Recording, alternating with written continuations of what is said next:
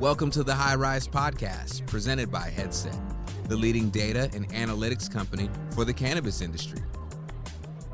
Welcome back to the High Rise, a laid-back, data-back conversation on all things cannabis, where we talk about U.S. MSOs, Canadian LPs, products, and market analysis through the lens of data. We have some very special poolside sessions here at Trailblazers in Ojai, and I am joined, as always, by Emily Paxia of Poseidon. Hi, everyone. And we have a very special guest today with Dennis O'Malley from the parent company. Hi, Emily. Thanks for having me on. Thanks for being here. Of course. So great to see you. I know we've known you for a long time, going back to pre-Parent Co. at Caliva and your involvement there. So really excited to kind of hear, what's going on with the parent company. You want to introduce the listeners a little bit to the parent company in general? Sure. So the parent company is the largest vertically integrated omnichannel platform in California. And by the vertical integration, we do everything from indoor flower to now outdoor flower, all of the manufacturing, all the way through a large omnichannel. And we mean omnichannel. It's a retail, pickup, delivery business, all focusing on California. And we really seek to be the most impactful cannabis company in the space. And we judge impact by the number of consumers that we positively affect and the advancement of inclusion into our community. And those are things that, through our social equity venture fund that we care deeply about. So, Dennis, I have to ask, I moderated the MSO panel earlier today at Trailblazers, and we asked the question, are you looking at California? And you can tell there's a little bit of hesitation because California it's an albatross of a market to really try to figure out, and it's massive. We all say fifth largest economy in the world, the cradle of agriculture for the U.S. and also globally. How did you and your team decide to lean in on a market where other people kind of fear to tread?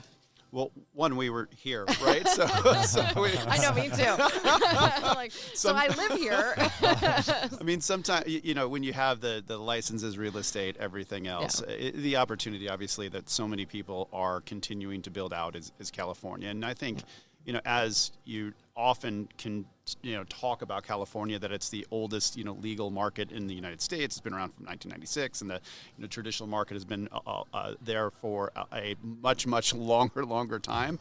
The solace that we have is that it's, really the most discerning consumers, really kind of on the planet. So I loved your notion, Emily, of what you said of training with it, in altitude. I think I'm going to use that. I will footnote you on that. But that's truly what it is, and that's in every course of what you do. And I think to us a focus on that consumer experience, and that consumer experience comes from both the product and the brand, but it also comes from the service that you get. It comes from the retail store that you go into, those expert wellness consultants that you talk to, and it goes through the, hey, did somebody do what they said they're going to do in terms of delivering your door on time, and was it a good experience, and did you learn something from it? So we really look at that consumer journey and say, if we can win and build our business one consumer at a time, it's going to take a while, but there's 30 million adults in California, and so with our latest acquisitions, we're serving 80% of them within a 2-hour window, and so we're continuing to strive after that. Yeah, that's incredible. And, your background is in retail originally at the parent company. And recently, the parent company announced a acquisition of Coastal, which is a group of retail locations in California. Any update on that? Yeah, we went down to go see the Coastal Santa Barbara store today. So our new CEO, Troy Datcher, and I did, and it was a great visit with the team and our delivery depot down there. But really excited about Coastal. It was really primarily for us, location. So Pasadena, West Los Angeles, Santa Barbara, Stockton, Vallejo, really enabled us to continue to build the footprint to be able to serve, 80% of Californians within that 2-hour delivery window. They were completely complementary to what our footprint was, and we've looked at a lot of different, I would say, mini chains or dispensaries that have a number of dispensaries in them, and we've probably looked at all of them. Mm-hmm. And this for us was a turnkey basis where we're immediately able to just almost plug and play work with the teams there, and there's a lot of value add that we're excited to bring to the table there, which is really driving a lot of the online revenue and delivery there, and then Coastal meeting with our parent company portfolio brands. We're excited for that too. So that's in addition to, we also announced Calma in West Hollywood as well right before that, and that's a great store and a great team there. But they have great teams, and it's been great to work with the teams, and it puts us at 11 stores today, and Coastal has another license in Concord that we'll look to in 2022. But we're excited about the footprint. Yeah, I mean, 11 is a big number for California, Yeah. right? I mean, I don't know of many groups that have that many, which is a funny thing to think about in a state this large. Like 11's a big number. But I think, as you guys have mentioned, the delivery side, you can reach, 80, 90% of consumers? It's 80 today, and we're tracking towards, the original stated plan was 90% by the end of 2022. We're ahead of that plan. But as everyone knows, within COVID, consumers found delivery to be so convenient, and really, I don't think that consumer expectation or journey is changing. And so when you see people that are able to have loyalty points and recommendations and the ease of use of delivery, we really see a lot more consumers choosing online than just going into the store. It's interesting because you two are two of the only folks I know who really use the word omnichannel around cannabis, and it's something I really love because I feel like it's very future facing. Sure. And again, I feel like it's that whole proving ground notion of the California market is like we have to go to this model because we've got to be competitive, and I think, or take the market there. But are you noticing any interesting trends in terms of who's ordering delivery on the regular, the types of products that tend to get ordered through delivery on the regular? Like, have you seen a difference between that and then what happens within the four walls of the brick and mortar? Yeah, and I think just to back up on the omnichannel part of it, omnichannel somewhat gets lost in this buzzword. But when you think about that, if you look at the consumer journey, take out online, people used to go into stores and spend 12 to 15 minutes talking with a bud tender, asking questions. Yeah. If you're enabling consumers to do that online now, they take advantage of it. Yeah. So we have some great trusted experts who are on online chats and video consultations, and we see a lot of engagement up front around that. So to your point, we're finding a lot of consumers making informed decisions because they can take their time. There's not a rush, right? They can ask all the questions, that they can look at all of the different products that are in their comfort zone. So we really see a lot of the, whether it's pain, sleep, anxiety type of purchases that are happening online, repeat purchases that are happening online, edibles that are happening online. So we see a lot of that on delivery. We also see a lot of the, wow, look, this popped up as a special. I'm going to take advantage of it before it sells out, right? So I'm going to be the first one there on that. And then in store is still a lot of the walk me through the flower. Can I see the flower? What's out? Looking at that wellness consultant and knowing that they're the trusted expert for that flower buyer, in the store. So we see a lot of that. What's been interesting is we released our Caliva app on the App Store, and we're even seeing higher engagement on the app than what we had online. Amazing. So it's been really interesting to be able to see that conversion rate and that engagement rise within an app. I think that's brilliant. Yeah. And, I think it's great to have that level of engagement because I even think back to when I used to get a medical card in San Francisco and I'd want to sit with the doctor to actually just get information because I was like, I want to be an informed consumer. Right. And I always felt like that because their whole job was like burn and churn, like get as many medical cards out as possible. It was in actually the back of Amoeba Music. This guy ran his business. That's it's like some good so real California. Estate, though. Yeah. Real estate. Oh yeah, there were like little green footprints through the music store to go see the green dock. It was awesome. Maybe you could open a Caliva back behind the back of Amoeba. That would be too bad. I mean, music and cannabis. Right. It's like, and yeah, I almost always invariably purchased a piece of music on the way out. But anyway, but I used to feel frustrated that the doctor would be like rushing me through, like go. And I'm like, all right, man, I get it. You're paid by the hour. You like want to churn people through, but it's great that people have that opportunity to spend the time and learn more. So and it's all the things that you expect online, right? What did I purchase before? What's my order history, right? When did I purchase this?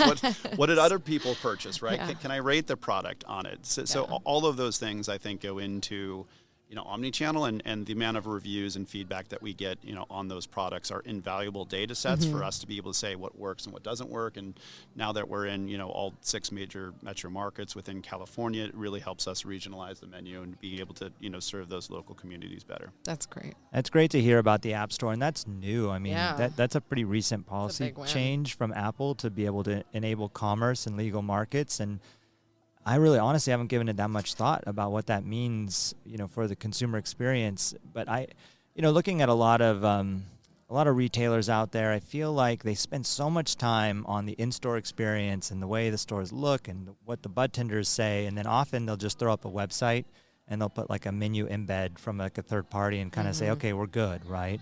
But like, it's certainly not optimized at the level that they've done with brick and mortar. So not only through the web, but to get people to download the app and like the kind of information you can glean from that, the kind of support you can give those new customers. I mean, that's got to end up being a pretty sizable channel for you guys.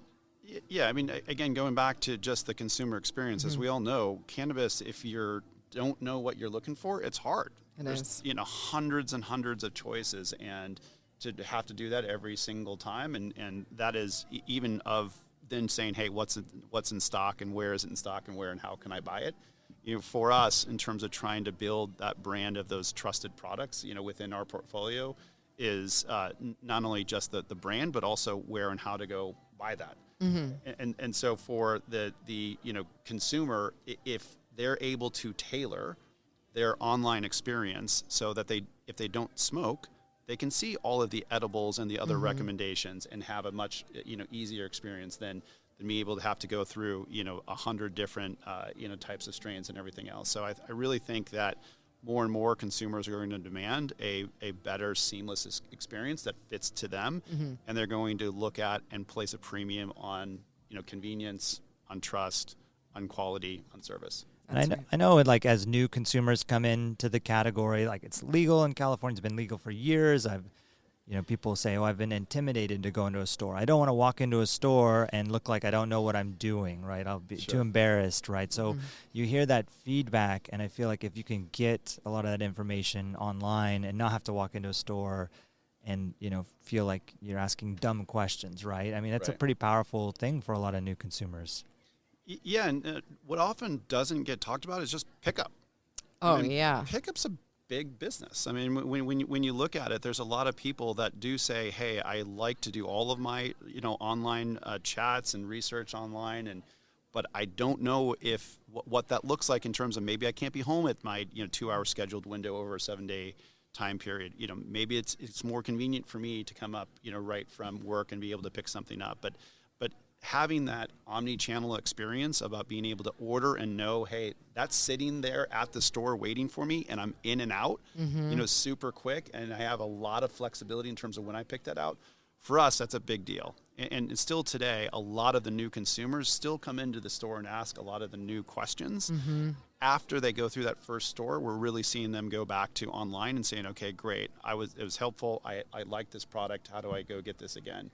So for us, it is that omni-channel footprint, but it's also being able to, provide a whole bunch of first-party brands that we control the vertical integration around. So the cost, quality, that we have a lot of confidence in terms of what we're providing and recommending to the consumer. That's great. Yeah, I know we're talking a lot about retail, but you certainly have a lot of brands, and being able to get that kind of information directly from the consumer is pretty powerful. I know a lot of brands that are maybe more like strictly CPG, they don't have a retail footprint. They try to do direct to consumer, but then the challenge is building the audience without the kind of a brick and mortar. So I think you guys are in a very envious position to be able to talk to the customer about the brands, the first party brands that you're producing. Yeah, well, we're now in a better position than we were because we have Troy Datcher, as our CEO, and Troy brings in a 30-year history of CPG. And so while I think we all did a fine job of, building cannabis brands, and we were really excited in terms of just the industry, knowledge and perspective that Troy has in terms of building just, name brands that all of us have probably in our homes, from Clorox and P&G and those types of, large scale CPG companies. So I think he's already brought in, I think he's been with us, 4 or 5 weeks. He's already brought in a good mindset for us in terms of how to build, lasting brands. And we're really excited, for his leadership, to be a CBG company in a move forward basis. Yeah. I was struck by him last night on the California panel because what I saw was a very fresh face in terms of being in the space. And, we've been around this for a bit, so we've experienced a lot of turmoil. But, I think a lot of times that what really drives businesses are having diversity in terms of perspectives and thought leadership at the table. And he's bringing in a very fresh perspective. Whereas I think sometimes we get into like a mental cul-de-sac around things. We can't pull ourselves out of it.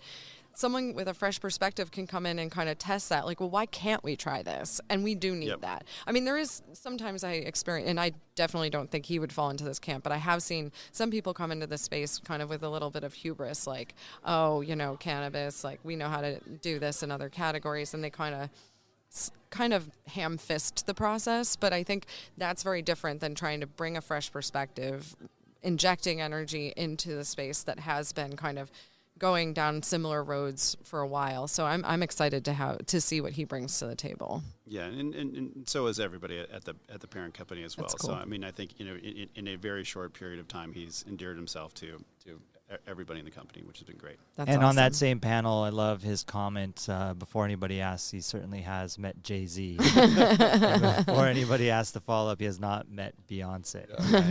That's pretty good. And we had Kyle Sherman from FlowHub on today as well as in another session. And his announcement today was that Jay-Z invested in FlowHub. And I asked him that question, basically. And unfortunately, he has not met Jay-Z. So, Troy's got a little bit of a head start there, but we're telling Kyle he's just got to meet Beyonce before he does. Yeah, that's the right one. Well, awesome. Where can people find more information about the parent company? Yeah, so the website of the company information is theparent.co, so theparent.co, and most consumers know us from our website, Caliva.com. Or the app on the Apple Store, or the newest Coastal, Calma, or Caliva stores up and down California. Very cool. Love it. Well, thanks for joining us today, Dennis. Of course. Thanks for having me. Appreciate the conversation. Thanks for listening to the High Rise Podcast, presented by Headset. For more information on Headset, visit headset.io.